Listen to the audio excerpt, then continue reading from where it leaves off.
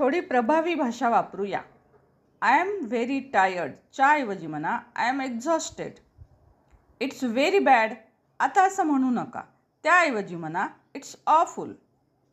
I like it हे तर नेहमीच म्हणावं लागतं, मग आता पुढे काय म्हणाल? I love it. I don't know यासाठी काय वापराल? I have no idea. Goodbye. See you letter.